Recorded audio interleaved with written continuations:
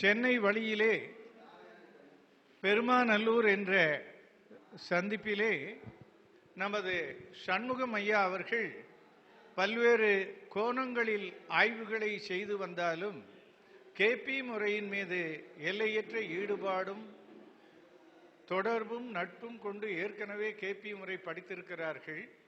ஆகவே அவர்கள் இப்பொழுது கேபி முறையில் தனது கருத்துக்களை இங்கு எடுத்து வைக்க இருக்கிறார்கள். அவர்களை பேசுமாறு அழைக்கிறேன்.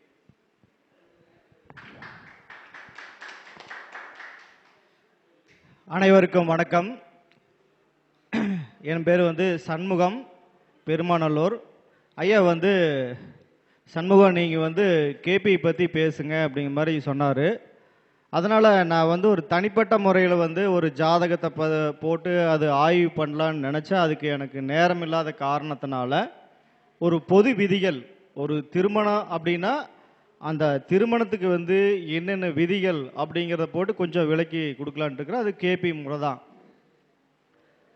அப்படின்னா திருமணம் அப்படின்னாவே நாம் 7ஆம் பாவத்தை தான் எடுக்கிறோம்.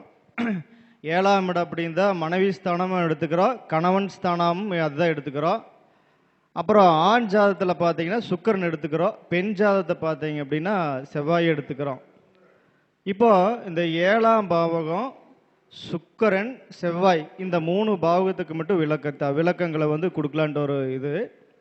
பொதுவாக சொல்ல போனாங்க, இப்போ ஒரு ஜாதகத்தை எடுத்த அப்படின்னா ஒரு பொருத்தம் நம்மக்கிட்ட பார்க்குறாங்க அப்படின்னா நம்ம உடனே அது லக்னம் எப்படி இருக்குன்னு பார்க்குறோம். இப்போ பொதுவாக சொல்ல போனால் உதாரணத்துக்கு பார்த்தீங்கன்னா லக்னம் அப்படிங்கிறத லக்ன பாவகம் 1, 3, 5, 7, 9, 11 இந்த மாதிரி தொடர்புகள் அப்படி இருந்துச்சு அப்படின்னா இவருக்கு திருமண வாழ்க்கை அப்படிங்கிறது நல்லா இருக்குன்னு அர்த்தம். அடுத்தது 2, 4, 10 அப்படி இருந்ததுன்னா இவருக்கு அந்த திருமண வாழ்க்கை மத்தியமாக இருக்குன்னு அர்த்தம். அடுத்தது 6, 8, 12 இருந்துச்சுன்னா இவருக்கு திருமண வாழ்க்கையில் நிறையா முரண்பாடுகள் வரக்கூடிய வாய்ப்புன்னு எடுத்துக்கிறோம். ஃபஸ்ட்டு நம்ம எடுக்க போகிறது என்னென்னா, ஒருத்தருக்கு லக்ன பாவகம் அகம் அப்படின்னா உயிர் காரகத்துவங்களை எடுத்திருந்தது அப்படின்னா இயற்கையாகவே அவர் திருமண வாழ்க்கை, குழந்தை, ஒரு அடுத்தவங்களோட ஒத்து போகிறது எல்லாமே அவங்களுக்கு நல்லா இருக்குன்னு எடுத்துக்கிறோம். அப்புறம் இந்த 2, 4, 10 அப்படி இருந்ததுன்னா அவருக்கு திருமண வாழ்க்கை சரி இருக்காதுன்னு சொல்லக்கூடாது.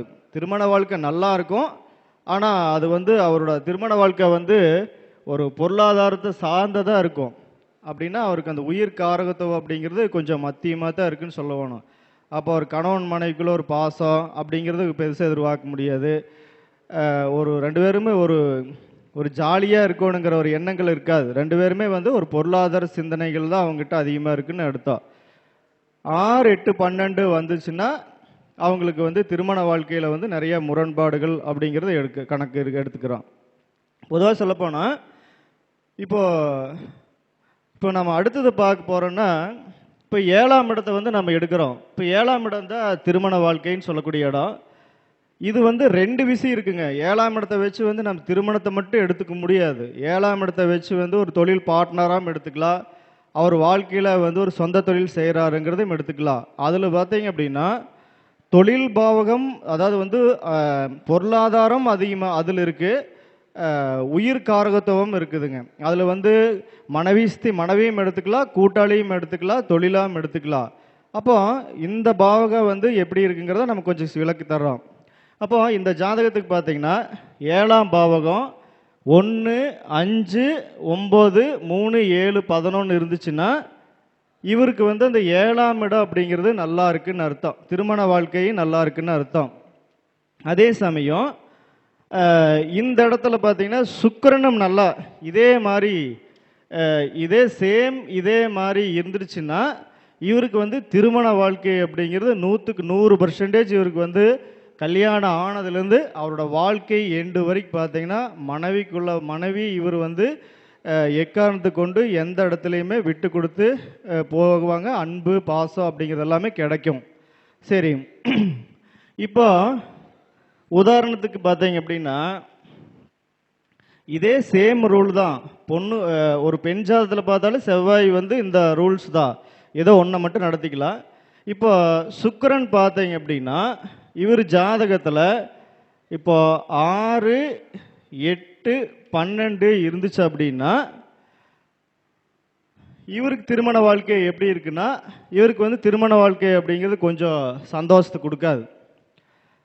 ஆனால் வந்து கல்யாணம் நடக்கும்.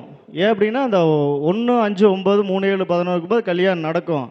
ஆனால் வந்து சுக்கிரன் வந்து 6, 8, 12 இருக்கும்போது ஒரு கல்யாணமே நடந்தாலும் கூட அந்த சம்சாரத்தை வந்து அவர் சம்சாரமாக வந்து அவர் எதிர்பார்க்கவே அவர் வந்து என்ன சொல்கிறேன்னா சம்சாரம் மாதிரியே அவர் பார்க்கவே மாட்டார். எந்த நேரமே வந்து ஒரு சம்சாரத்தை வந்து ஆதிக்கம் செலுத்துறது, ஒரு அடிக்கடி வந்து சண்டை போடுறது, விட்டு கொடுக்காம வந்து அந்த மாதிரி ஒரு பிரச்சனையாக இருக்கும். அப்போ வந்து இந்த ஜாதகத்தில் பார்த்தீங்க அப்படின்னா 1, 5, 9, 3, 7, 11 வந்தாலும் சுக்கிரன் வந்து இவருக்கு சரியாக இல்லாதனால இவருக்கு வந்து திருமண வாழ்க்கை அப்படிங்கிறது கொஞ்சம் அவ்வளோக்கு ஒன்று ஒரு சிறப்பாக இல்லை அப்படிங்கிறத இவரோட கணக்கு. அப்போ இந்த மாதிரி ஜாதகத்துக்கு 6, 8, 12 வரக்கூடிய ஜாதகத்துக்கு நாம் எந்த மாதிரி பொண்ணை சேர்த்தலாம் அப்படின்னா இந்த மாதிரி இருந்தால் ஓகே. ஏன்னா இவரு ஜாதகத்தில் சுக்கிரன் கெட்டிருக்கிறாரு. பெண் ஜாதகத்தில் வந்து 1, 5, 9, 3, 7 வந்துச்சுன்னா இவர் வந்து இவரோட மனைவியோட சதாகாலம் சண்டை போட்டு இருந்தாருன்னா கூட இவர் இந்த பொண்ணு வந்து அதை அனுசரித்து விட்டு கொடுத்து போயிடும் அப்படின்னு நம்ம ஒரு கணக்கு எடுத்துக்கலாம். சரி, இப்போ இந்த இடத்துல பார்த்தீங்க அப்படின்னா இப்போ இந்த சுக்கிரன் பார்த்தீங்க அப்படின்னா 1, 5, 9, 3, 7, 11 வந்திருக்குன்னு வைங்க. இப்போ இந்த இடத்துல வந்து 6, 8, 12 அப்படின்னா இவருக்கு வந்து மனைவி கூட வந்து எப்பவுமே பிரிவு பிரச்சனை அப்படிங்கிறது வராது. ஆனால் இவருக்கு பொது வாழ்க்கை அப்படிங்கிறது இவருக்கு செட்டே ஆகாது. ஏன்னா 7ஆம் இடம் அப்படிங்கிறது வந்து கூட்டாளி, 6ஆம் பாவத்தை கனெக்ட் பண்ணுறதுனால இவர் வந்து அடுத்தவங்க கூட வந்து இவர் அனுசரித்து போகவே மாட்டார். அப்புறம் அடுத்தவங்கனால வந்து இவருக்கு அவமானம், அசிங்கம், பிரச்சனை அந்த மாதிரி ஒரு பிரச்சனைகளை கொடுக்கும். இப்போ இந்த மாதிரி வரக்கூடிய ஜாதகத்துக்கு பார்த்தீங்க அப்படின்னா உங்களுக்கு கூட்டு தொழில் வந்து செட் ஆகாதுங்க. நீங்கள் வந்து ஒரு நல்ல ஃப்ரெண்ட்ஷிப் உங்கள்கிட்ட இருக்காது, அவங்களால உங்களுக்கு பிரச்சனை தான் வரும் அப்படிங்கிறத நம்ம சொல்கிறோம். ஆனால் சுக்கிரன் வந்து இவருக்கு நல்லா இருக்கிறதுனால இவருக்கு வந்து வாழ்க்கை அப்படிங்கிறது நல்லா இருக்கும். நட்பு, தொழில், அதாவது தொழில்னா கூட்டு தொழில் இவருக்கு செட் ஆகாது. அப்புறம் பார்த்தீங்கன்னா சனி நல்லா இருந்தால் அதுக்காக வந்து 6, 8, 12 வந்ததுனால நீங்கள் சொந்த தொழில் செய்யக்கூடாதுன்னு சொல்லக்கூடாது. ஏன்னா சனி நல்லா இருந்ததுன்னா இவருக்கு சொந்த தொழில் செய்யலாம். இப்போ உதாரணத்துக்கு பார்த்தீங்கன்னா சனி வந்துங்கன்னா இப்போ வந்து 2, 4, 10 அப்படி வந்துருந்துச்சுன்னா இப்போ 7ஆம் பாவம் வந்து கெட்டிருந்தாலும் கூட தொழில்காரகன்னு சொல்லக்கூடிய சனி வந்து நல்லா இருக்குன்னா இவ தொழில் வந்து சொந்த தொழில் நீங்கள் செஞ்சுக்கலாம். ஆனால் நீங்கள் கூட்டு தொழில் வேண்டாம் அப்படிங்கிறத வந்து நாம் இந்த இடத்துல வந்து நம்ம உதாரணத்துக்கு கொடுத்துருவோம். 7ஆம் பாவம் கெட்டு போச்சு, அதனால் உங்களுக்கு 7ஆம் பாவம் வந்து 6ஆம் இடங்கிறதுனால நீங்கள் பார்ட்னர் கூட அனுசரிக்க மாட்டீங்க. 7ஆம் பாவம் 8ஆம் பாவ தொடர்புகள்னால அவங்களால உங்களுக்கு நஷ்டம், அவமான பிரச்சனை வரும். 12ஆம் பாவத்தினால வந்து அவர் வந்து உங்களுக்கு நிறைய ஆதிக்கம் பண்ணுவார், அதனால் உங்களுக்கு வேண்டாம். சனி நல்லா இருக்கிறதுனால நீங்கள் சொந்த தொழில் பண்ணலான்னு சொல்லலாம். இதே கான்செப்ட் தான் பெண் ஜாதகத்திலையும் நம்ம சொல்கிறோம். அப்போ திருமண வாழ்க்கையை பொறுத்த வரைக்கும் வந்து நம்ம இந்த மாதிரி சொல்லிக்கிறோம். சரி, உதாரணத்துக்கு பார்த்தீங்க அப்படின்னா இப்போ இந்த இடத்துலையுமே 6, 8, 12 வந்திருக்குது. அப்போ வந்து இவருக்கு நம்ம திருமணமே உங்களுக்கு வாய்ப்பே இல்லை அப்படின்னு சொல்லிட முடியுமா அப்படின்னா அப்படியும் நாம் சொல்ல முடியாது. ஏன் அப்படின்னு கேட்டிங்கன்னா இந்த மாதிரி வரக்கூடிய ஜாதகங்களுக்கு நாம் அவங்களுக்கு வந்து திசை வந்து பலமாக இருக்கும்னு பார்த்துக்கணும். இப்போ உதாரணத்துக்கு வந்து சனி திசை வந்து 19 வருஷம் வருங்க. அடுத்தது பார்த்தீங்கன்னா புதன் திசை வந்து ஒரு 17 வருஷம் வரும். அப்போ இவருக்கு வந்து கல்யாணம் வந்து ஒரு 30 வயசில் நடக்குன்னு வைங்க. அப்போ வந்து 16, 40, 50, 40, 50, 60, 66 வயசு வரைக்கும் வந்து இந்த திசை. அப்போது இந்த சனி இவரோட ஜாதகத்தில் பார்த்தீங்க அப்படின்னா 3, 7, 11 தொடர்பு இருக்குது அப்படின்னா இந்த ஜாதகம் வந்து வாழ்க்கையில் சந்தோஷம் நிம்மதி இல்லைனாலும் கூட இந்த திசை வந்து அவங்களோட வாழ்க்கையை வந்து கண்டிப்பாக கொண்டு போயிடும். அப்போ அவங்க 2 பேர்த்துக்குள்ள பிரச்சனைங்கிறது இருக்காது. அப்போ புதன் பார்த்தீங்கன்னா 3, 7, 11 அல்லது 5, 9 இப்படி இருந்துச்சு அப்படின்னா அந்த கிட்டத்தட்ட அந்த 36 வருஷ காலம் கல்யாணம் ஆகி அந்த 36 வருஷ காலம் விதி பாவகம் கெட்டிருந்தாலும் கூட நடக்கக்கூடிய அந்த தசா உத்திகளோட வாக்கு வந்து அவருக்கு திருமண வாழ்க்கை அப்படிங்கிறது கண்டிப்பாக நல்லபடியாக இருக்கும். அப்புறம் 66 வயசுக்கு மேலே பார்த்தீங்க அப்படின்னா அப்புறம் குழந்தை வந்துடும். அப்புறம் குழந்தையோட ஜாதகம் நல்லா இருந்ததுன்னா அப்படியே லைஃப் ஓட்டிடுவாங்க. அப்போ திருமணத்துக்கு பார்த்தீங்கன்னா நம்ம இத்தனோட விதிகளை வந்து பார்த்து தான் நம்ம வந்து ஒரு திருமண பாவத்தை பண்ணணும். அப்புறம் நம்மக்கிட்ட வரக்கூடிய வாடிக்கையாளர் வந்து என்ன கேட்குறாங்கன்னா அந்த 10 பொருத்தம் அதுதான் கேட்குறாங்க. அப்போ நம்ம வந்து சொல்கிறோம், சார் 10 பொருத்தத்தை மட்டும் தயவு செய்து பார்க்காதீங்க, மற்ற விஷயம் நிறைய இருக்குங்க அப்படின்னு சொல்கிறோம். அப்புறம் இப்போ வந்து அது பாரம்பரிய வந்து அது பார்த்தீங்க அப்படின்னா 7 ராகு 7 சனி அப்படி இருந்துச்சுன்னா 2 தாரம் அப்படிங்கிற சொல்கிறாங்க இருக்குங்க அப்படின்னு கேட்குறாங்க. அப்புறம் 7 சனி இருந்ததுன்னா வந்து திருமண வாழ்க்கை சரியில்லை, 7 சனி இருந்தால் 2 தாரம் ஆகும் அப்படின்னு சொல்கிறோம். நாமளும் ஒரு 5 ஜாதகத்தை பார்க்குறோம். அதில் பார்த்தீங்கன்னா 7 சனிக்கு 2 கல்யாணம் பண்ணிக்கிறாரு. ஆனால் அது ஒரு 100 ஜாதகத்தை பார்க்கும்போது அப்படி இல்லை. அதாவது சொல்ல போகிறோன்னா ஒரு 100 ஜாதகத்தை பார்க்குறோம், 100 ஜாதகத்தில் பார்க்கும்போது ஒரு 5 ஜாதகம் நடந்திருக்கு, இல்லைன்னாலாம் மறுக்கவே முடியாது. என்னோட வாடிக்கையாளர்களே பார்த்தீங்கன்னா 7 சனி இருக்கிறதுனால அவங்க வந்து நிம்மதி இல்லாத வாழ்க்கை தாங்க அப்படின்னு சொல்கிறாங்க. அப்புறம் 7 சந்திரன் இருந்தாலும் அவங்க வந்து கேரக்டர் எல்லாம் சரியில்லாது அப்படிங்கிற மாதிரிலாம் சொல்கிறாங்க. அதான் சொல்கிறாங்க, எல்லாமே ஒரு ஜாதகத்தில் வந்து ஒரு வந்துருச்சு அப்படின்னா நம்ம அதை வச்சு சொல்ல முடியாது. அப்போ ஒருத்தரோட ஒழுக்க பழக்க வழக்கம் அப்படிங்கிறதெல்லாம் வந்து நம்ம 4ஆம் பாவகத்தை தான் எடுக்கிறோம். ஏன்னா 5ஆம் பாவகம் தான் ஒருத்தரோட கற்புன்னு எடுத்துக்கிறோம். இப்போ ஒரு ஜாதகத்தில் பார்த்தீங்க அப்படின்னா 5ஆம் பாவகம் ஒருத்தரோட கற்புன்னு சொல்கிறோம். இதையை வந்து தடை செய்யக்கூடியது 4 தான்.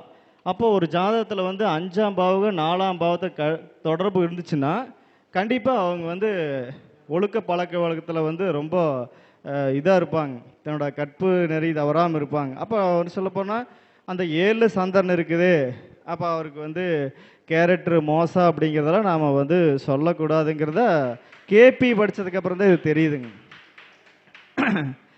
அப்புறம் வந்து என்ன சொல்கிறேன்னா அப்புறம் அடுத்தது வந்து குழந்தையை பற்றி சொல்லிடலாம். ஏன்னா கல்யாணத்தை மட்டும் சொல்லக்கூடாது. அடுத்தது பார்த்தீங்கன்னா குழந்தை வேணும் இல்லைங்களா கல்யாணம் ஆனால்.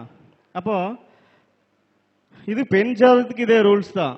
செவ்வாய் வந்து நான் சொல்கிற மாதிரி 6, 8 அப்படிங்கிற மாதிரி பார்த்துக்கணும். அடுத்தது பார்த்தீங்க அப்படின்னா நாம் வந்து 5ஆம் இடம், அப்புறம் குரு, அடுத்தது 7ஆம் இடம். ஏன்னா 7ஆம் இடம் 2வது குழந்தைன்னு சொல்லுவாங்க. ஏன்னா 2வது குழந்தையும் நான் பார்க்கணும். ஒரு சில ஜாதத்தில் 7ஆம் பாவகம் கெட்டு இருந்துச்சுன்னு வைங்க. இப்போ 7ஆம் பாவகம் 4, 8, 12 இருந்துச்சுன்னா அப்போ 2வது குழந்தை இவருக்கு தடையாகுதுன்னு அர்த்தம். 7ஆம் பாவகம் வந்து 4, 8, 12 தொடர்பு இருந்துச்சுன்னா இவருக்கு வந்து அந்த 2வது குழந்தைக்கு வந்து தடை கொடுக்குன்னு அர்த்தம். அதே சமயம் 6, 8, 12 வந்துச்சுனால இவருக்கு 2வது குழந்தை லேட்டாக தான் கிடைக்கும். ஃபஸ்ட்டு குழந்தை வந்து இப்போ ஃபஸ்ட்டு இந்த 5ஆம் பாவகம் வந்து 1, 5, 9 அல்லது 3, 7, 11 தொடர்பு இருந்துச்சுன்னா இவர் கல்யாணம் ஆகி 1 வருஷத்துலேயே குழந்தை இருந்துடும்.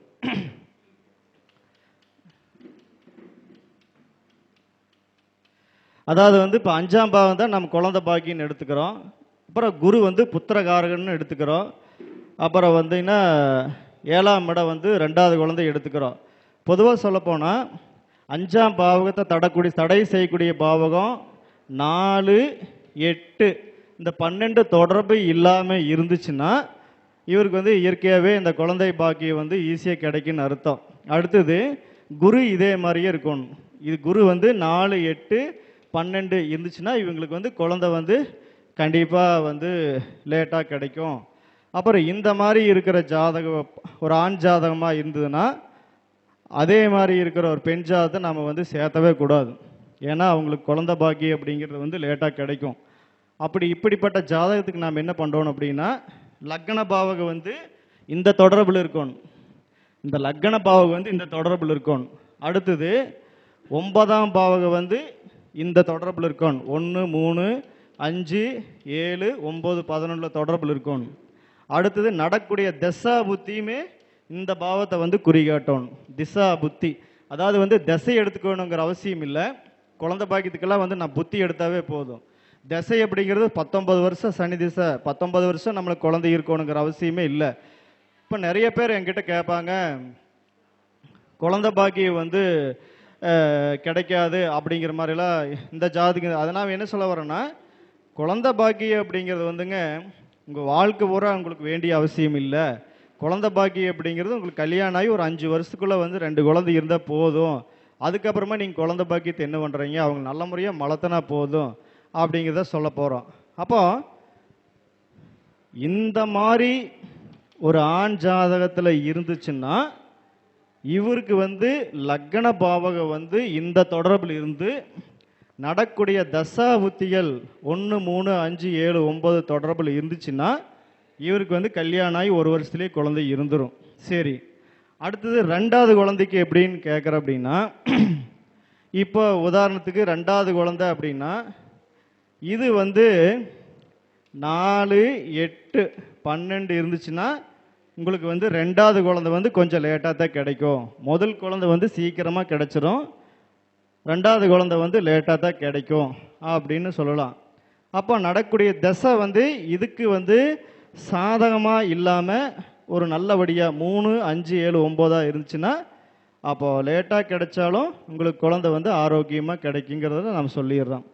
இப்போ இத்தனையெல்லாம் பார்த்துட்டு அப்புறம் இத்தனையெல்லாம் நான் பார்த்துட்டு அப்புறம் வந்துங்க ஒரு உதாரணத்துக்கு கல்யாணம் ஆகி ஒரு குறைஞ்சபட்சம் ஒரு 10 வருஷத்துலேருந்து 20 வருஷம் வரைக்கும் பார்த்தீங்க அப்படின்னா திசையை வந்து நம்ம முக்கியமாக பார்க்கணும்.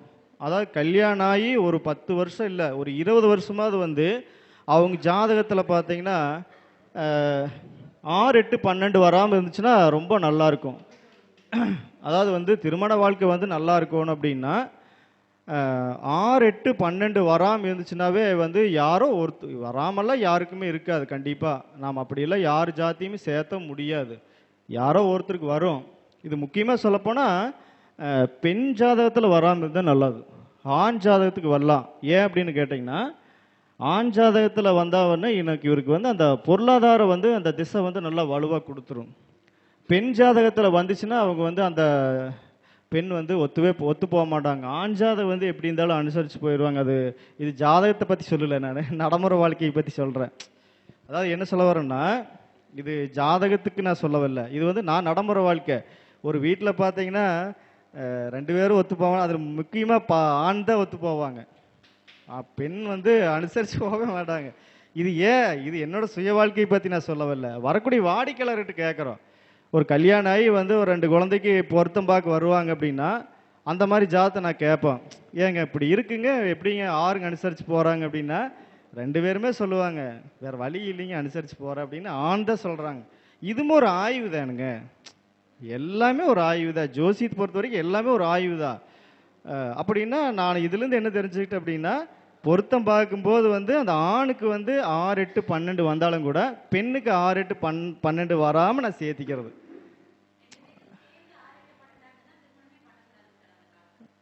பண்ணக்கூடாதுங்க, அப்புறம் வேறு வழி இல்லைங்களே, மாற்றி. ஆமாம், இல்லை சேர்ந்து வந்தால் பண்ணவே கூடாது.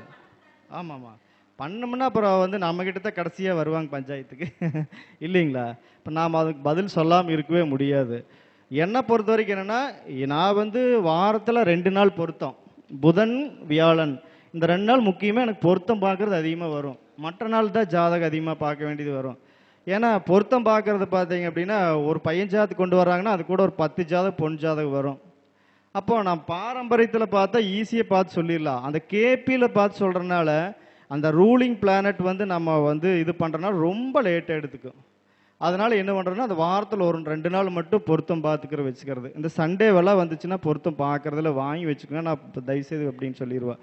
அப்போ இதுலேருந்து நான் சொல்ல வரேன்னா, கல்யாணத்துக்கு இந்த விதிகள் எல்லாம் இருந்துச்சுன்னா திருமண வாழ்க்கை நல்லது அப்படிங்கிறது சொல்லி என்னோட உரையை முடிச்சுக்கிறேன். எனக்கு இந்த வாய்ப்பு தந்த நம்ம ராதாகிருஷ்ணன் சாருக்கு வந்து நன்றி சொல்லிக்கிறேன். நான் ஏதோ எனக்கு தெரிஞ்சத ரூல்ஸ் சொல்லியாச்சு. உங்களுக்கு இதில் தான் ஆட்சேபினாலும் தெரிவிக்கலாம். நன்றி, வணக்கம். என்னோட பேர் வந்து சண்முகம், பெருமாநல்லூர், எம்ஏ அஸ்ட்ராலஜி, 97 500 12 711.